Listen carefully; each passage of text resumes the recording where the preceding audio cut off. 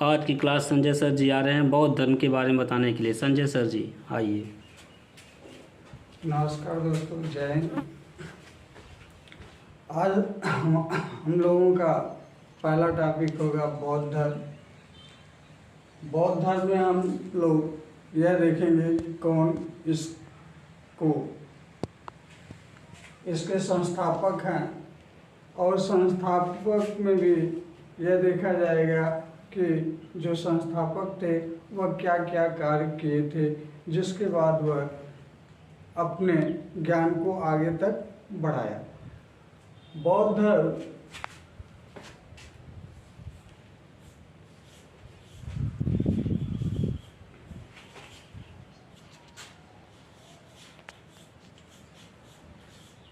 बौद्ध धर्म के संस्थापक गौतम बुद्ध जी हैं।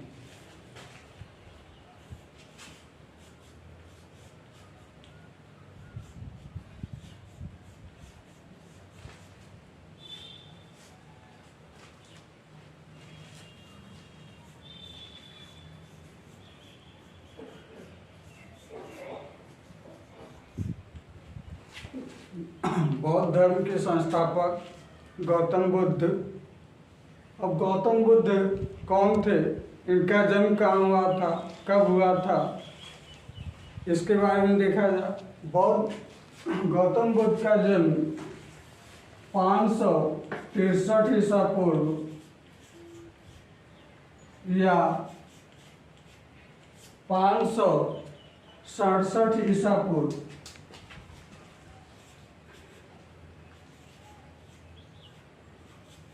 ईसा पूर्व लुम्बिनी गांव में हुआ था। का जन्म लुम्बिनी गांव में हुआ था, जो कि इनका जन्म जो है यह बैसाख पूर्णिमा के दिन हुआ था। बैसाख पूर्णिमा के दिन हुआ था, और इस बैसाख पूर्णिमा की जो तिथि है वह बिंदु लेख तिथि से निर्धारित की जाती है। यानी जब बैसाख पूर्णिमा की तिथि है वह किस लेख से निर्धारित की जा रही है, बिंदु लेख से तिथि का निर्धारण किया जाता है। गौतम बुद्ध के माता का नाम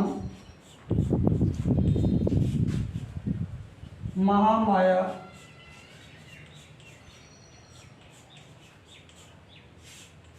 देवी था। गौतम बुद्ध के माता का नाम महामाया देवी और पिता का नाम शुद्धोधन था। पिता का नाम जो था वह शुद्धोधन था।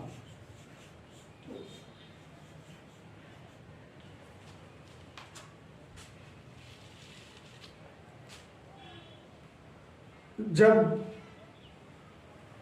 गौतम बुद्ध का जन्म हुआ, लगभग कुछ समय बाद जो है गौतम बुद्ध की माता का देहांत हो जाता है, तो इनका लालन पालन जो है वह उनकी मौसी प्रजापति गौतमी करती है।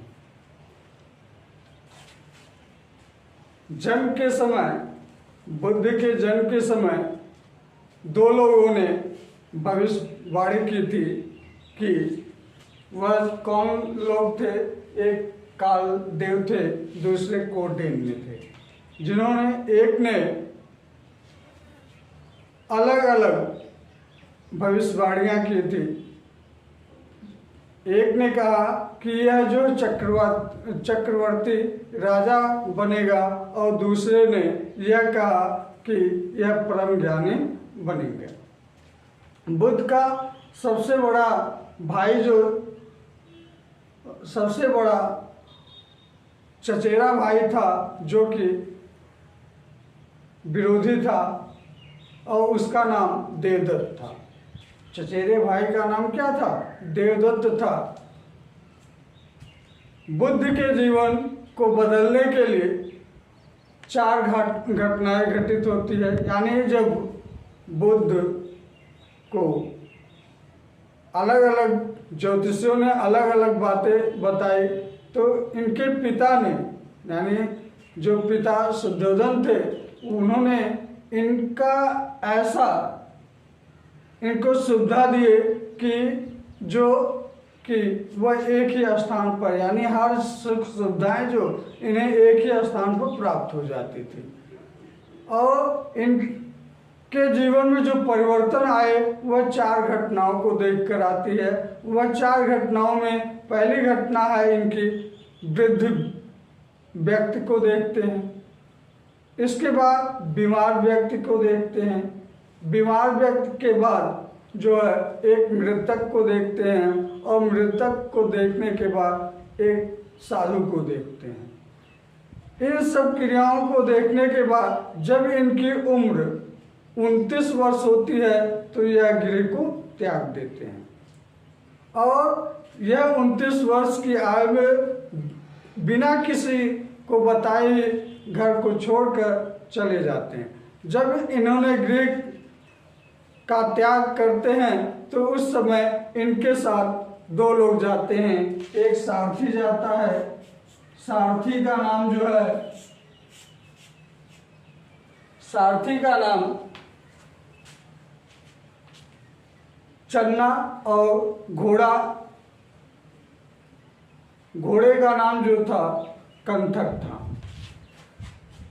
सारथी जो थे वह चन्ना थे, और घोड़ा जो था वह कंथक था।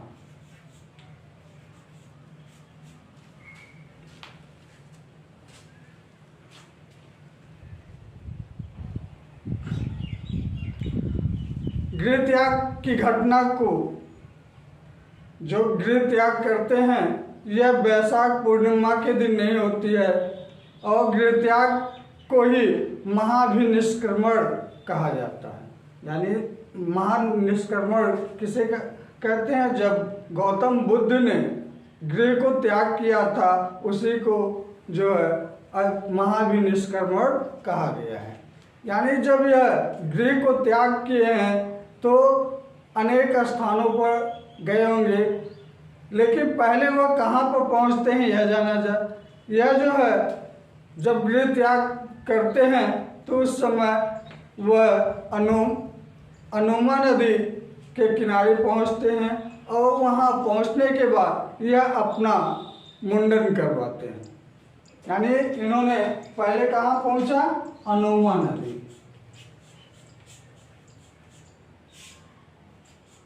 यहाँ पहुंचने के बाद इन्होंने अपना मुंडन करवाया, और मुंडन करवाने के बाद साधु का वेश धारण किए, और इनके साथ जो 2 लोग थे, सारथी और घोड़ा, सारथी में चन्ना था, घोड़े में कंथक था, इनको वहीं पर छोड़ देते हैं। और छोड़ने में जो घोड़ा होता है वह स्वामी के वियोग में मर जाता है, जो चन्ना होता है वह वापस अपने गांव चला जाता है। और इसके बाद यह जो है अनुमा नदी के बाद अनुप्रिया अनुदान पहुंचते हैं, अनुप्रिया उद्यान में पहुंचते हैं, और वहां पर यह 7 दिनों तक रहते हैं। इसके बाद जो है अनुप्रिया उद्यान के बाद यह राजगृह पहुंचते हैं, और राजगृह में उस समय बिंबिसार शासक था। और बिंबिसार राजगृह पहुंचने के बाद यह जो है, इसके बाद अलार कलाम आश्रम पहुंचते हैं, जो कि है वैशाली के निकट एक बुद्ध अलार कलाम के आश्रम पहुंचते हैं, और इनसे बुद्ध ने सांख्य दर्शन का ज्ञान प्राप्त किया, और उनसे संतुष्ट नहीं होते हैं। जब वह संतुष्ट उनसे नहीं होते हैं तो बुद्ध जो है रुद्रक रामपुत्र के आश्रम में पहुंचते हैं, और उनसे जो है संज्ञा और असंज्ञा से भिन्न योगों का ज्ञान प्राप्त किया, और उनसे भी यह संतुष्ट नहीं होते हैं तो वह बोध गया जाते हैं, यानी बोध गया को ही हम उरुवेला कहते हैं। और यहाँ पर बुद्ध ने सेनानी की पुत्री सुजाता द्वारा दी गई खीर का सेवन करते हैं, जिससे नाराज होकर जो इनके साथ तपस्या कर रहे 5 ब्राह्मण थे वह इनको छोड़कर ऋषिपत्तन या सारनाथ चले जाते हैं। और यह 25 वर्ष की अवस्था में वैशाख पूर्णिमा के दिन 6 वर्ष की तपस्या के बाद बुद्ध को ज्ञान प्राप्त होता है। और जो बुद्ध को ज्ञान प्राप्त होती है उस घटना को संबोधन कहते हैं। बुद्ध को ज्ञान प्राप्त होने की घटना को क्या कहते हैं? संबोधन कहते हैं। चलिए आज हम लोग जो अब तक देखे हैं उनको एक बार देख लिया जाए, क्या क्या चीज़ जाना गया। यानी पहला चीज़ है कि गौतम बुद्ध का जन्म कहाँ हुआ था? लुम्बिनी में हुआ था। और गौतम बुद्ध के जन्म के समय कौन से ज्योतिषियों ने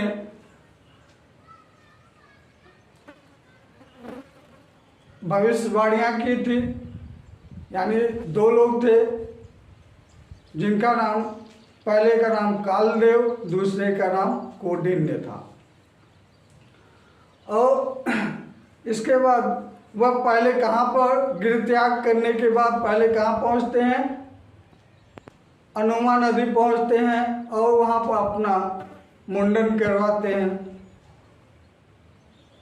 बस आज के दिन हम लोग इतना ही, अगले दिन आगे देखेंगे।